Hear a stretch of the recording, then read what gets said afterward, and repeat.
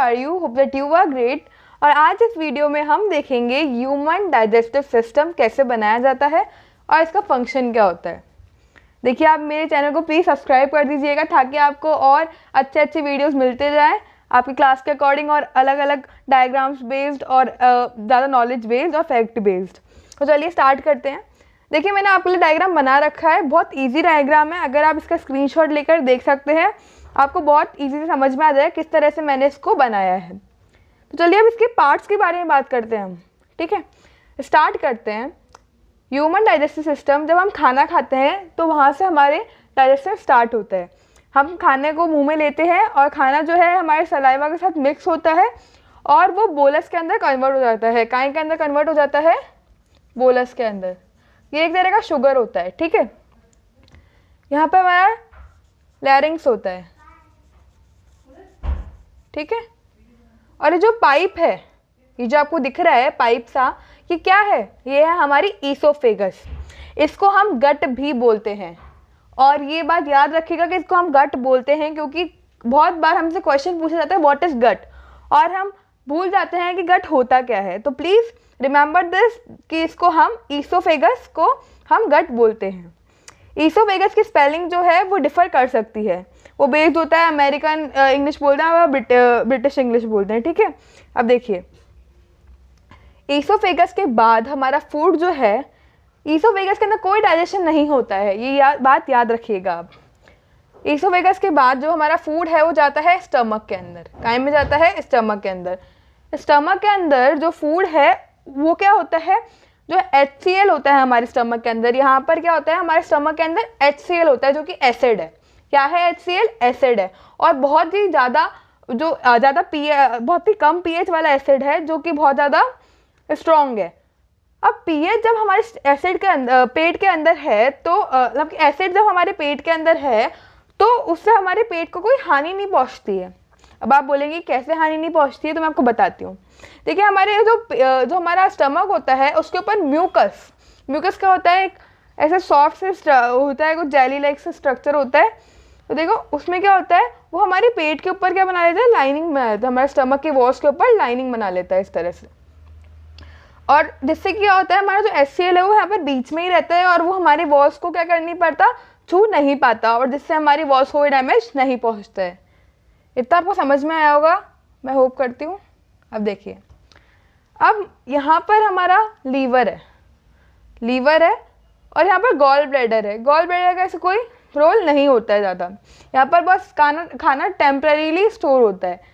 और जो लीवर है उससे हमारा क्या निकलता है? बाइल जूस निकलता है। क्या निकलता है? Bile juice. ठीक है, उसके बाद ये पेनक्रियास जो है, ये पेनक्रियास में क्या बनता है? Pancreatic juice. इसके आप फंक्शन याद नहीं रखेंगे तो भी चलेगा, बट आपको एक चीज़ याद करना बहुत ज़रूरी है कि लीवर के अंदर जो है हमारा बाइल जूस सेक्रेट होता है और पेनक्रियास के अंदर पेनक्रिएटिक जूस सेक्रेट होता है। बहुत अच्छे से याद रखिएगा क्योंकि क्वेश्चन पूछा जा सकता है। ठीक है, और जो हमारे स्टमक के अंदर कौन से जूस सेक्रेट होते हैं? Gastric juice. कौन से जूस? Gastric juice. ठीक है, अब देखो, उसके बाद खाना कहाँ पर आता है? हमारा स्मॉल इंटेस्टाइन के अंदर। स्टमक से हमारा खाना कहाँ पर जाता है? स्मॉल इंटेस्टाइन के अंदर। अब ये खाना जो है, ये bile juice, pancreatic juice, gastric juice की मदद से क्या होता है? ऑलरेडी ब्रेक डाउन हो चुका होता है, उसका डाइजेशन हो चुका होता है। बट जब वो स्मॉल इंटेस्टाइन के अंदर आता है तो वहाँ पर क्या होता है? वहाँ पर होता है एब्जॉर्प्शन। नाउ एब्जॉर्प्शन क्या होता है? यानी कि हमारे स्मॉल इंटेस्टाइन जो है उसकी वॉल्स है, मान लीजिए ये, इसके ऊपर ऐसे फिंगर लाइक प्रोजेक्शंस है, ऐसे फिंगर लाइक प्रोजेक्शंस है। ठीक है, इसको हम बोलते हैं विलाई। क्या बोलते हैं? विलाई। ये क्या करती हैं? ये जो एब्जॉर्प्शन का सरफेस एरिया है वो बढ़ा देती हैं। क्या कर देती हैं? बढ़ा देती हैं। और इससे क्या होता है, जो हमारा एब्जॉर्प्शन है वो ज़्यादा हो सकता है, ज़्यादा मात्रा में हमारी जो स्मॉल इंटेस्टाइन की वॉल्स है वो फूड को ऑब्जॉर्व कर पाती है। उसके बाद हमारा जो फूड है वो चल जाता है लार्ज इंटेस्टाइन में। कहाँ पर जाता है? लार्ज। अब हमारा फूड कहाँ पर आ गया है? अभी आ गया है लार्ज इंटेस्टाइन के अंदर। अब आप सोच रहे होंगे कि भाई ये जब फूड ऑलरेडी डाइजेस्ट हो चुका है तो इसका लार्ज इंटेस्टाइन में जाने का मतलब क्या है? देखो, लार्ज इंटेस्टाइन में फूड डाइजेस्ट नहीं होता है। क्या डाइजेस्ट होता है? वाटर जो है उसमें से कोई मिनरल सोर्स के अंदर हो सकता है, जो हमारा जो यहाँ से स्मॉल इंटेस्टाइन से जो वेस्ट निकला है उसके अंदर पानी हो, तो पानी से जो पानी में से जो मिनरल्स निकाल सकता है लार्ज इंटेस्टाइन वो निकाल लेती है, ठीक है। हो सकता है कुछ जो नाइट्रोजिनस वेस्ट है उसको वो एक साइड कलेक्ट कर लेती है और वाटर जो यूज़फुल है बॉडी के लिए वो ले लेती है। तो इससे क्या होता है, हमारा वेस्ट जो है सारा यहाँ पर लार्ज इंटेस्टाइन में बनकर और यहाँ से एनएस से बाहर पास आउट हो जाता है। पर एक बात याद रखिएगा कि ये जो वेस्ट बाहर आया है ना, ये फीसिस के रूप में आता है। काय के रूप में आता है? फीकल मैटर के रूप में इसको हम फीसिस बोलते हैं।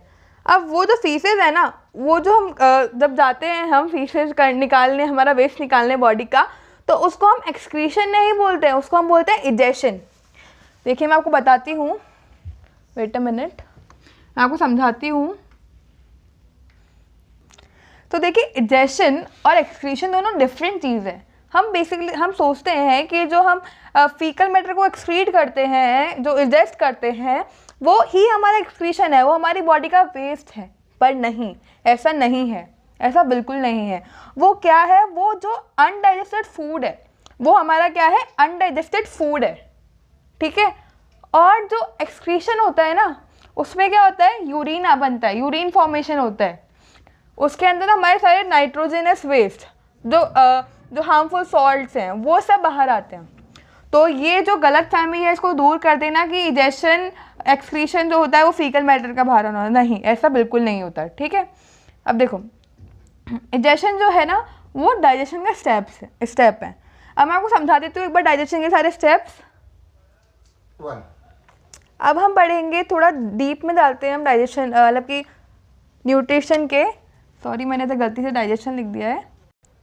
तो अब हम सीखेंगे स्टेप्स इन न्यूट्रिशन के बारे में, डिटेल में पढ़ेंगे हम थोड़ा अब इसको, ताकि हमें आगे तक नॉलेज रिटेन रहे हमारे माइंड में। अब देखिए न्यूट्रिशन के अंदर हमारे पास होते हैं 5 स्टेप्स। कितने स्टेप्स होते हैं? टोटल 5 स्टेप्स, जिसमें हमारा पहला जो स्टेप है वो है इंजेशन। इंजेशन मतलब कि हमने खाना मुँह में लिया, ठीक है, हमने खाना उसको ऑब्टेन करा और वो हमारे माउथ के अंदर है, ठीक है।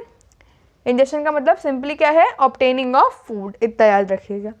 अब देखिए अगर आपको इसको एक्सप्लेन करना है, अगर आ जाता है question define ingestion, so how you will define it, आप लिखेंगे ingestion is the process of obtaining food, बस इतना लिखना है आपको, उसके ज़्यादा आपको डिटेल में नहीं जाना।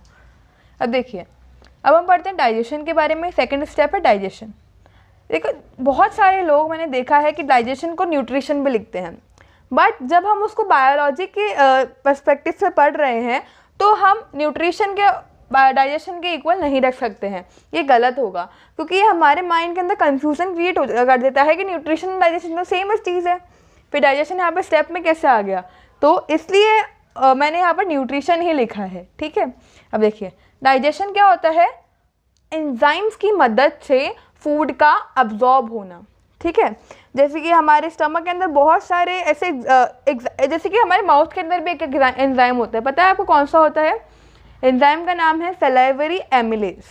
सलाइवरी एमिलेज क्या करता है, फूड को माउथ के अंदर थोड़ा सा ब्रेक डाउन करता है, डाइजेशन नहीं करता है, ब्रेक डाउन करता है, याद रखिएगा। बहुत सारे एंजाइम्स हमारे उसका प्रोटीन्स को डाइजेस्ट करने के काम आते हैं, जैसे कि पेप्सिन होता है, वो हमारे प्रोटीन को डाइजेस्ट करने में काम आता है, और फैटी एसिड्स होते हैं, ग्लाइसरोल होता है, ये सब बहुत सारे एंजाइम्स हैं जो कि हमारे स्टमक, स्मॉल इंटेस्टाइन के अंदर पाए जाते हैं, ठीक है। अब आगे आते हैं हम एब्जॉर्प्शन के अंदर। एब्जॉर्प्शन जो है वो है हमारा थर्ड स्टेप, डाइजेशन का क्या है, न्यूट्रिशन का क्या है, थर्ड स्टेप है, ठीक है। अब एब्जॉर्प्शन क्या होता है, फूड का जो हमने फूड खाया और जो डाइजेस्ट हुआ, अब उसको डाइजेस्ट तो हो चुका है, यानी कि वो टूट तो चुका है, अब उसको टूटे हुए फूड को और जो थोड़ा जो इसमें न्यूट्रिशन हमने मतलब कि जो न्यूट्रिशियस फूड था वो हमने अलग कर लिया है, तो उसको अब हमें एब्जॉर्ब भी करना पड़ेगा, पर ना उसके अलावा कोई मतलब है ही नहीं। तो अब क्या करते हैं, हमारी बॉडी के जो सेल्स होते हैं वो उनसे क्या करते हैं, एनर्जी निकालते हैं। क्या निकालते हैं? एनर्जी निकालते हैं हमारे सेल्स, ठीक है। अब देखो सेल्स ने एनर्जी ले ली, ठीक है, पर ये एनर्जी वाला जो स्टेप है ना, ये एसिमिलेशन के अंदर भी होता है। अब एसिमिलेशन के अंदर क्या होता है कि दोनों थोड़े टर्म्स जो है सिमिलर से लगते हैं, और हाँ सिमिलर से है भी। क्यों है सिमिलर से? क्योंकि एब्जॉर्प्शन के अंदर क्या हो रहा है, हमारी बॉडी जो है वो उसको अब्जॉर्ब कर रही है, और एसिमिलेशन के अंदर क्या हो रहा है कि मान लीजिए किसी पार्ट तक जो एनर्जी है वो नहीं पहुंची, तो वहाँ तक वो जो एनर्जी है वो पूरी बॉडी के अंदर सप्लाई हो जाती है। ठीक है, अब देखो एनर्जी जब मिल गई, अब जो हमारा बचा हुआ खाना था, एसिमिलेशन समझ में आ गया कि जो बॉडी को पूरा ट्रांसफ़र कर देना, सारी जो एनर्जी वगैरह है, न्यूट्रिशंस जो है वो बॉडी को ट्रांसफ़र कर देना, एसिमिलेशन होता है। अब आते हैं इजेशन पे। इजेशन में आपको पहले भी बता चुकी हूँ, पर फिर से मैं आपको समझाती ताकि आपको याद रहे।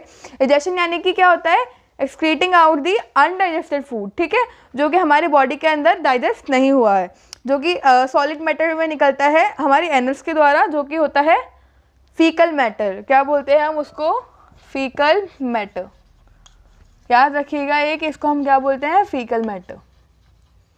तो आई होप कि आपको ये डाइजेशन वाला जो पूरा प्रोसेस है, डाइजेशन और न्यूट्रिशन वाला टॉपिक था हमारा, ये क्लियर होगा पूरे ढंग से। ये हमने ह्यूमन डाइजेस्टिव सिस्टम के बारे में अच्छे से जान लिया है। अगर आपको और कोई डाउट रहता है तो आप कमेंट सेक्शन में डाल सकते हैं अपना डाउट, अपना जो डाउट है वो कमेंट सेक्शन में मेंशन कर सकते हैं। अगर मुझे कोई डाउट रिलेवेंट लगेगा तो मैं उस पर ज़रूर एक वीडियो बनाऊंगी। Thank you so much.